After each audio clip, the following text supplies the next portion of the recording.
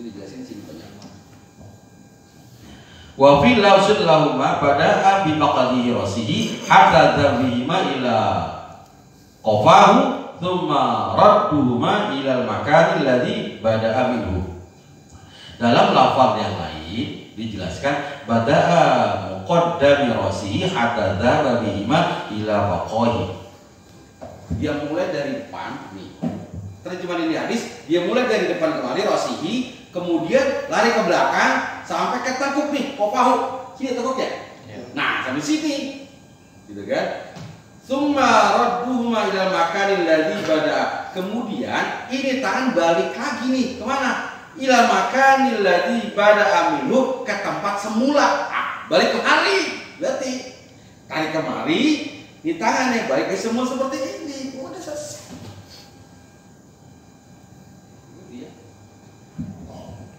Radduhuma ilal makani alladzi bada'a minhum, itu tangan kembali lagi ke tempat semula. Nah, gitu. Kalau bahasa arti singkatnya begitu. Kalau di arti panjangnya, tsumma radduhuma ilal makani, kemudian ditolaklah kedua tangan tersebut ilal makani, kepada tempat alladzi bada'a, yang dia mulai minhu itu wudu. Pusing kan artinya?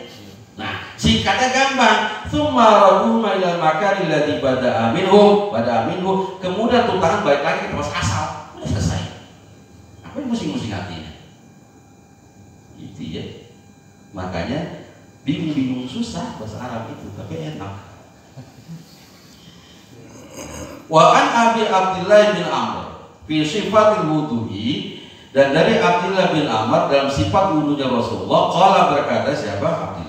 Tsumma masaha Rasul sallallahu alaihi wasallam bi ra'sihi wa dakhala isba'ihi as-sabbahataini fi udunaihi wa mashu bihi bi ibhamaihi zahiran udunaihi, akhrajahu Abu Daud wa Nasa'i wa sahahu ila Huzaimah. Ini keterangan yang kedua ini. Ibnu Abdillah pernah melihat Rasulullah berwudu, kemudian Rasul itu membasuh kepalanya dan memasukkan ini jari-jari tangannya itu fi udunaihi, ke dalam telinganya, wa masahi bahamaihi zahirun, kemudian ya begini, apa sih? Jempol itu berada di tampak berada pada zahirnya telinga. Saya bukan ya. Kan wudu nih Rasul. Pak, berwudu, kepala dia. Saya lihat, nah, hadisnya gini, terus ini masuk nih, nah ini kemari nih, nah ini dia di belakang sini, ini zohiron udunaihi, nah ini masuk ke lubang telinga, jadi tarik, gitu. Nah, kalau Ali melihatnya tidak sampai ini kemari, tapi Abdullah bin Amr melihatnya Rasul ketika wudu masuk kemari, terus tunjukkan masuk kemari, rahu putar kemari. Gitu ya. Ini konteks hadis ya. Makanya banyak ulama yang berbeda pendapat dalam konteks ambil wudu ke telinga, gitu kan. Tapi ulama, para alim ulama tetap ikutin sunnah Rasul, gitu kan, disunahkan itu wudu membasuh telinga, gitu ya. Jadi ucap kemari terus gitu. Nah, gitu ya. Itu Rasulullah berwudunya seperti itu, gitu ya. Kita kan kagak gini-gini doang, ucap tangan ke belakang ini muter, ini muter, gitu. Wa masa bi ilhamaihi zahiran udunaihi, gitu. Ini konteks hadisnya seperti itu. Rasulullah itu membasuh sebagian rambutnya, kepalanya, kemudian Rasulullah memasukkan jari-jari telunjuknya ke dalam telinganya. Wa masabi bahamaihi zahiran, kemudian ujung ini jempolnya itu masuk ke bagian tampak di depan kupingnya Rasul. Jadi ini masuk, ini berada di luar, gesek-gesek, gitu ya. Wa an Abi Hurairah radhiyallahu anhu qala Rasul sallallahu alaihi wasallam,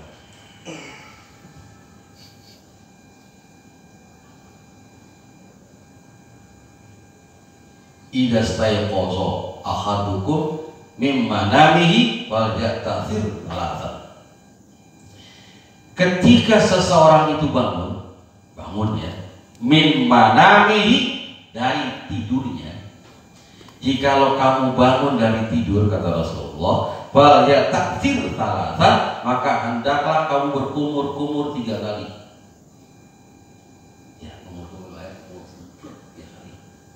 Ketika bangun tidur, ambil air, umur, biar apa? Ngilangin bau bacin. Bacin.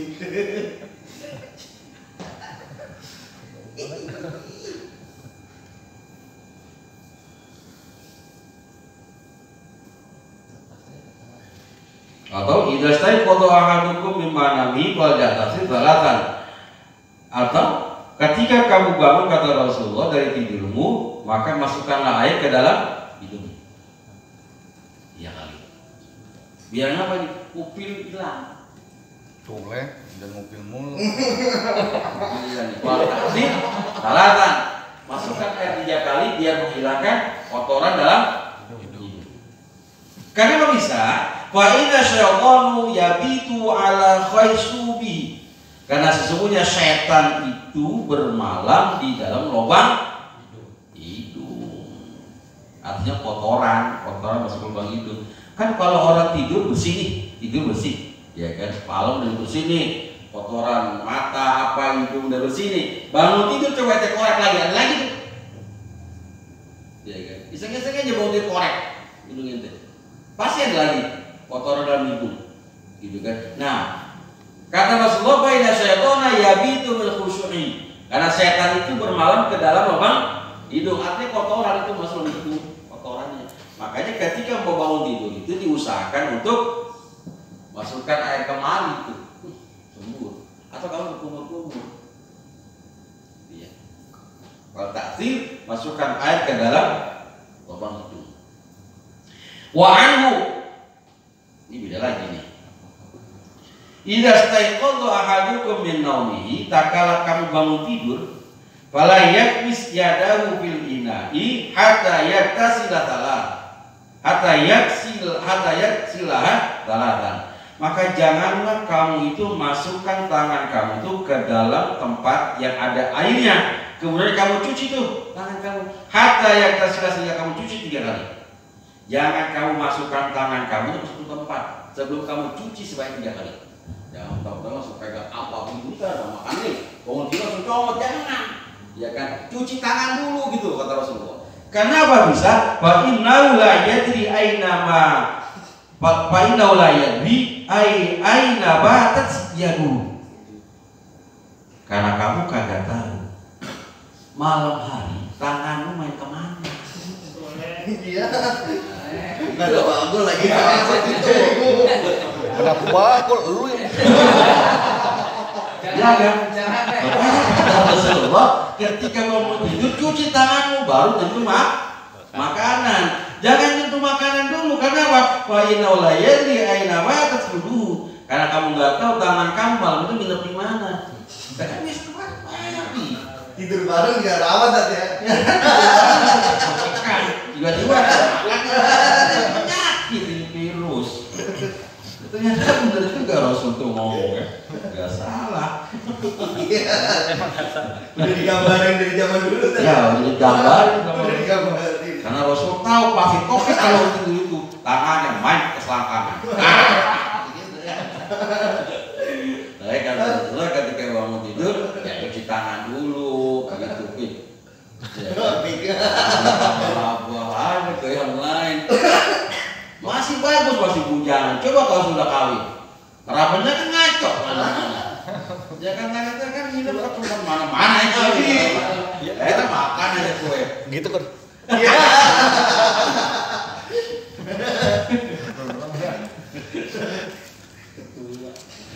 Ya kan. Karena ya begitu karena kita tuh.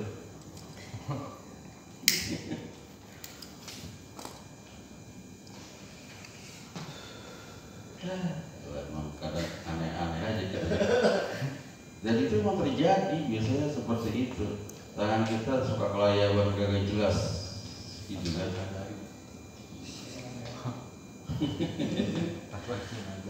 Rasulullah Shallallahu Alaihi Wasallam itu pernah bersabda gini, Inna ummati yaktuna yaumal qiyamah.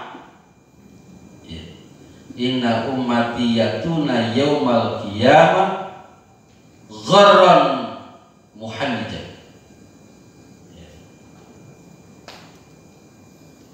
Kata Rasul ini, nanti umat itu akan datang pada hari kiamat itu dengan tangan yang bersinar.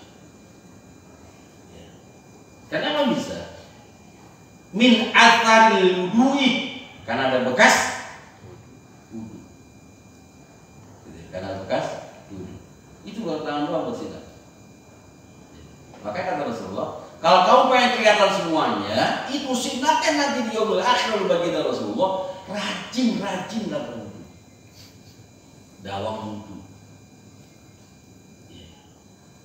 Konon ada orang menyatakan ada orang meninggal dunia. Terus ketika dia dimakamkan 1 tahun, 2 tahun, jangan cuma 2 hari ya, setahun, 2 tahun, 3 tahun, terus dibongkar itu jenazahnya, kuburnya itu masih utuh. Begitu diselidiki ternyata dia dawam wudu, nggak pernah putus wudu. Nah, tapi ada orang menyatakan ketika antum batal wudu, kentut pret, ya, terus berwudu. Nah, buat apa tuh wudunya? Nah, ketika berwudu minimal banget antum pegang Quran, baca Quran, minimal. Atau antum berwudu, setelah wudu baca Quran, tampol pegang Quran. Bismillahirrahmanirrahim. Alhamdulillah, selesai. Nah, itu dawam wudu namanya. Jangan antum cuma wudu terus ngapain? Salah. Yang namanya dawam wudu itu batal wudu, ambil wudu, terus melakukan perbuatan baik, kayak sholat sunnah, atau melakukan apa aja, atau baca Quran, apa aja lah. Terus dawam terus, batal lagi, begitu lagi, batal lagi, begitu lagi. Bukan berarti batal nggak apa-ngapain, tulis wudu nggak apa-ngapain, salah. Bilangnya bukan. Gitu ya. Nah, banyak orang yang dawam wudu, cuman gitu kentut dia wudu. Ya kan, kentut wudu gitu kan. Nah, begitu dia wudu dia ngapa-ngapain, dia itu salah. Makanya ketika orang itu meninggal dunia, itu jasadnya utuh. Kenapa? Berarti apa? Dia selalu melakukan perbuatan baik dan tidak jarang sedikit ya melakukan perbuatan jelek. Karena manusia pasti merupakan melakukan perbuatan jelek kecuali Rasul. Karena Rasul itu masuk terjaga dari perbutan dosa. Kalau kita kan tidak. Makanya filternya itu wudu. Ketika dia berwudu, lalu dia melakukan perbuatan baik, maka jarang dia melakukan perbuatan jelek. Jangan. Paling ngomongin orang doang, atau menghina orang, gitu kan. Yang langsung dia lakukan itu jarang. Karena apa? Dia punya wudu. Mulai perempuan dia gak kenal, gitu kan. Nah, filternya itu ada di situ. Minimal dia gak akan melakukan perbuatan berzina. Kenapa? Dia merasa selalu mendawamkan wudu. Tapi kalau kita nggak mendawamkan wudu, colek perempuan, boncengin perempuan, itu pasti. Ya kan? Karena kita punya wudu sering melakukan itu, sayang kalau batal lagi, gitu kan? Apa? Jauh dari perbuatan maksiat seperti zina. Ya, tapi jangan kalau jasadnya itu tidak tersentuh oleh apapun ya, ketika meninggal dunia korek, jenazahnya masih utuh gitu ya. Itu banyak orang-orang yang jenazahnya utuh itu banyak gitu ya. Jangan kaget terus, jenazahnya utuh ya, ada apa nih, gitu. Banyak permasalahannya orang yang ketika sudah meninggal dunia terus jasadnya masih utuh itu banyak. Bisa jadi dia hafal Quran, yang kedua bisa jadi dia taat sama orang tua, gitu ya. Akhirnya terjaga dia dari siksa neraka. Begitu terjaga dari siksa neraka, gitu ya. Siksa neraka yang ada dalam kubur, dia siksa di dalam kubur itu, maka dia terjaga jasadnya nggak akan tersentuh. Gitu ya. Makanya beruntung kalau kita sering melakukan perbuatan baik, perbuatan apa gitu ya, ketika malaikat munkar dan nakir bertanya warabbuka wa man nabiyuka, kita mampu sama jawab. Gitu ya. Kita kan yang sering hancurnya itu dengan sisa kubur itu karena kita nggak bisa jawab itu, nggak bisa ngejawab pertanyaan malaikat munkar dan nakir. Ya. Kita kan cuma bilang ini. Ada sebuah hadis tadi sering saya ungkap. Ketika orang meninggal dunia itu 7 langkah keluarnya para jenazah, malaikat munkar nakir datang ketemu kita di alam kubur. Bertanya, "Warabbuka wa man nabiyuka?" Setelah 7 langkah kita ditinggalkan oleh pengantar jenazah. Gitu ya. Nah, kalau kamu tuh nggak mau ditanya oleh malaikat munkar dan nakir, ya, pesen sama orang rumah. Kalau engkau meninggal dunia, lu jangan kemana-mana, tinggal ke kuburan gua. Jangan tanya kan? Kalau konteksnya hadis seperti itu, 7 langkah maka malaikat munkar dan nakir datang bertanya, "Man rabbuka wa man nabiyuka wa ma qiblatuka?" Ya kan? Kuburin gua depan atau kuburin gua di kamar. Dia akan ditanya. Gak ada pertanyaan warabbuka. Kenapa? Jenazahnya kan masih ada di situ. Gak ada yang mengantar jenazahnya gak kabur mana-mana. Orang di dalam kamar. Nah, hadis ini ditafsir lagi. Ternyata bukan 7 langkah. 7 hari 7 malam ditanyai tentang malaikat munkar dan nakir, warabbuka wa man nabiyuka. 7 hari 7 malam. Bukan 7 langkah ditinggal oleh pengantar jenazah, tapi 7 hari 7 malam ditanya tentang warabbuka wa man nabiyuka wa ma qiblatuka. Kalau logikanya 7 hari 7 langkah ditinggalkan, sudah tadi bilang sama keluarga jangan tinggalin gua. Begitu gua dikuburin, jangan parah tinggal di sini. Kau pun bangun rumah di kuburan. Kayak baliknya. Kan bisa diakalin malaikat. Seperti apa ceramahnya Gus Bah itu. Beruntung jadi orang bodoh, ya kan? Jadi orang bodoh itu masih beruntung. Karena apa? Begitu ditanya marabbuka wa man nabiyuka, dia nggak bisa jawab karena orang bodoh. Orang bodoh itu nggak akan dihukum, nggak pernah hukum. Kenapa? Salah satu kasusnya ketika ditanya marabbuka dia nggak bisa jawab karena apa? Kebodohan dia. Ya, lain dengan Umar bin Khattab. Berasa cerita itu. Ketika ditanya Umar bin Khattab, Ali bin Abi Thalib bilang, "Gua pengen tahu nih Umar bin Khattab. Ketika dalam kubur masih galak kagak nih?" Kan gitu kan? Jangan cuma di dunia doang Umar bin Khattab galak. Setan pun gak berani ketemu dia.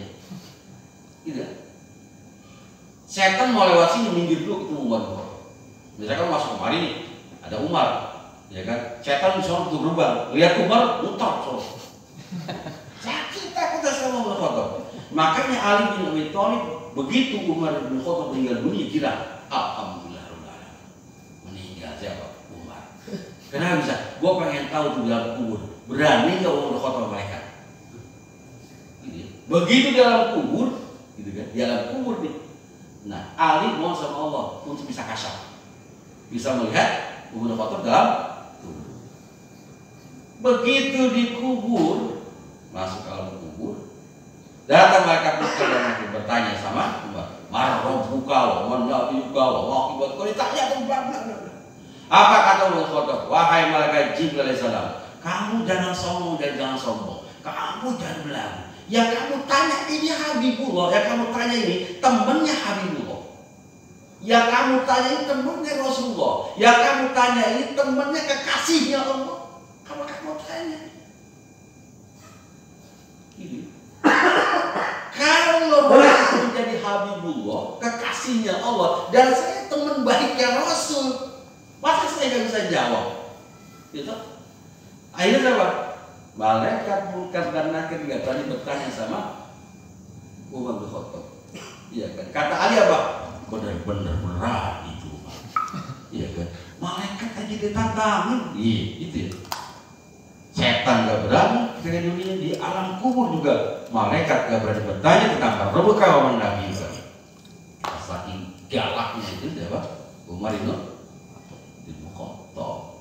Itu kan makanya kalau mau galak kita jangan tanggung-tanggung. Jadi kan kayak Umar gitu ya. Setan aja minggir sama kita. Kita kan kagak. Setan nggak berani. Setan berani ngadepin kita. Justru kita yang takut ngadepin setan. Kan gitu kan. Kalau saya coba sakur tuh, ajak kuburan, biar kata jam bangsa saya berani ngomong. Belum tentu dia berani lewat kuburan. Karena ramai-ramai aja di TD. Ya kan? Tapi kan kalau sudah masuk dia sendirian, buktiin. Gak usah jauh-jauh. Tuh ada gudang tuh, wajib coba. Dari mikir kita dia kali gitu ya. Udah foto tuh gak ada takutnya ya. Kan setan iblis laknatullah aja gak berani sama Abu Khattab. Makanya ketika orang itu masuk di alam kubur, maka akan ditanya oleh malaikat munkar dan nakir tentang kalimat mar rabbuka wa man nabiyuka wa qiblatuka selama 7 hari 7 malam. Gak bisa dihubungi. Ya kan? 1 hari di dunia 24 jam, tapi di alam kubur itu bagaikan 1000 tahun gitu. Di dunia 24 jam, 1 hari 1 malam. Tapi di alam kubur bagaikan 1000 tahun. Ditanya mar rabbuka, berarti berbalik berapa tahun? 7000 tahun ditanya mar rabbuka wa man nabiyuka wa qiblatuka ya kawan. Bisa jawab aja, bisa jawab aja, bisa jawab aja.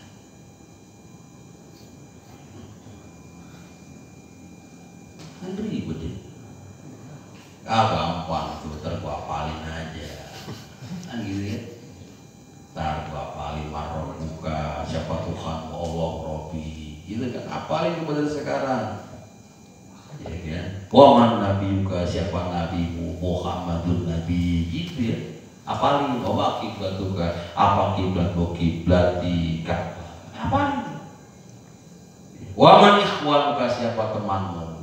Ikhwani minal muslimin wal muslimat wal mu'minin wal mu'minat gitu ya. Apa itu? Ya. Wa ma imamuka, apa imamu? Imami Quran. Imamku adalah Quran gitu. Apalin dari sekarang nih. Ya kan? Mungkin meninggal kita 10 tahun lagi. Apalin sekarang, Pak buka apalin dia. Begitu masuk alam kubur belum tentu kita bisa. Karena iman itu ada dalam hati. Iman itu ada di dalam hati manusia. Tidak bisa orang tekan. Kemarin itu ada pengajian kuliah subuh di Al-Barkah. Saya lagi beli mendoan di Gang Senyum. Mendoan di Gang Senyum. Haji sore ceramah. Masih ingat di otak saya, masih ingat saya. Apa kata Buya? Buya di sore. Imani qalbi la yamliku qalbi illa Rabbi. Itu ceramah di Solin. Ya, iman manusia itu dalam hati. Nggak ada yang bisa memiliki hati kecuali Allah. Artinya tidak ada yang tahu iman seseorang. Nggak ada yang tahu apakah orang itu beriman atau tidak. Cuma konteksnya ketika orang itu mengucapkan kalimat la ilaha illallah wa asyhadu anna Muhammadar Rasulullah, muslim dia. Ya. Nah, setiap muslim belum tentu dia beriman. Tapi orang yang beriman pasti dia muslim. Karena urusan muslim itu terlontarnya kalimat la ilaha illallah wa asyhadu anna Muhammadar Rasulullah. Tapi konteksnya iman itu ada dalam hati manusia, bukan dalam lisan manusia. Saya beriman, belum tentu. Karena konteksnya dalam hati. Tapi konteksnya Islam cukup lisan. Kalau dia sudah mengucapkan kalimat asyhadu, muslim. Ya pasti muslim. Gak mungkin kufur. Gitu kan? Nah, ketika dikafirkan, ya kan? Berapa kali kita sholat? Ya Islam lagi, dikafir Islam lagi, kenapa? Begitu sholat tahiyat, asyhadu alla ilaha illallah wa asyhadu anna Muhammadar Rasulullah. Siapa yang berani mengkafirkan itu? Karena kita setiap hari muslim lagi. Gitu. Makanya kata Imam Al-Ghazali begini, ketika antum dihina, dibilang munafik, dibilang kufur, dibilang musyrik, diam aja. Marah, jengkel, gedek, silakan, kata Imam Ghazali. Iya kan? Terus si A minta maaf sama si B yang sudah dihukumi munafik, musyrik dan kafir misalkan. Terus seorang itu minta maaf, gak jengkel, pelajar minta maaf nih. Kata Imam Ghazali begini, kalau si fulan itu tidak memaafkan dirimu, dia tidak berdosa. Ya, satu kali datang, maafin saya Bang. Ya kan, enggak, saya enggak maafin. Nah, lagi 2 kali enggak maafin lagi. 3 kali enggak maafin lagi. Ada kalau Imam Ghazali berdoa sama Allah Subhanahu wa taala. Mudah-mudahan itu orang dilunakkan hatinya bisa memaafkan dirimu. Kalau memang tidak bisa juga, itu urusan Allah.